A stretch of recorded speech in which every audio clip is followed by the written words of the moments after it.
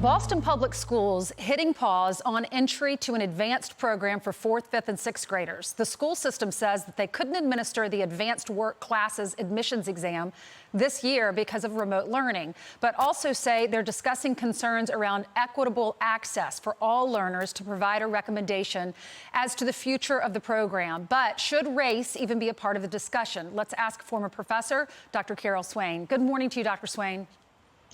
Good morning. And I can tell you that across the country, there have been efforts to eliminate any testing because Black and Hispanic students don't score as well as whites and Asians.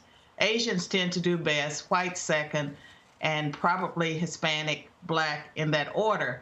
And so people who believe in proportional representation and what they are calling equity, and equity is not the same as affirmative action. With affirmative action, you try to create an environment for equal opportunity, and you try to get representation. What they want is people in certain numbers from every group, regardless of their scores. And so they find a way to sort of slant the system in a way that would benefit racial and ethnic minorities, not based on test scores, but based on race. Right. So I've read all these articles about it. A group of parents are suing because they're upset with, they did away with the admissions test to get into these hard schools, these exam schools in the Boston area. Instead, they're saying, let's just look at grades. They're looking at MCAS scores and zip codes. And the parents are saying zip codes should not be part of it, right?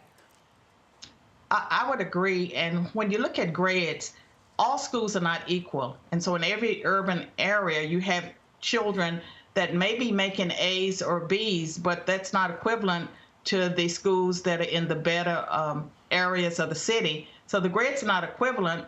And the zip code system is a way to benefit, I believe, students that live in areas where the quality of education may not be as high. The problem with all of this is that children may get into the schools.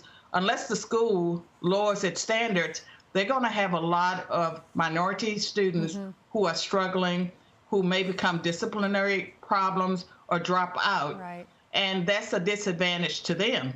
Let's talk about Dr. Seuss, because Virginia's largest school district, it's been in the news a lot lately, Loudoun County Schools, they're having a problem with Dr. Seuss books. They say it's too controversial. Tell us more about this.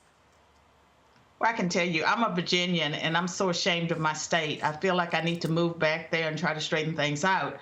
The social justice warriors see racism everywhere. There's no author who's white who's truly safe. So they see white supremacy, discrimination against Asians, and just about every kind of bias in Dr. Seuss. And you have to dig really hard and have a creative imagination to find racism in Dr. Seuss. I read it to my children.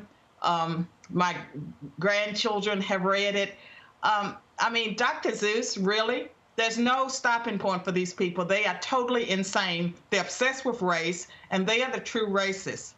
So this is what Loudoun County sent us, or sent the press. As we become more culturally responsive and racially conscious, all building leaders should know that in the recent years, there has been research revealing racial undertones in the books written and the illustrations drawn by Dr. Seuss. What's your reaction? Dr. Seuss was a person that promoted racial unity if they would take the time to study him. But they don't. They go after anyone and everyone. No one's safe. And if you look at some of the materials that they push, it is so racist. Their agenda is racist.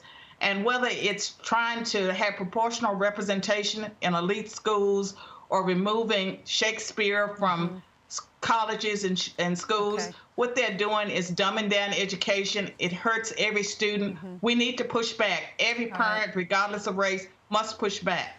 Dr. Swain, thank you so much. If you want to pick up her book, it's called Be the People. Thank you. Good to see you again.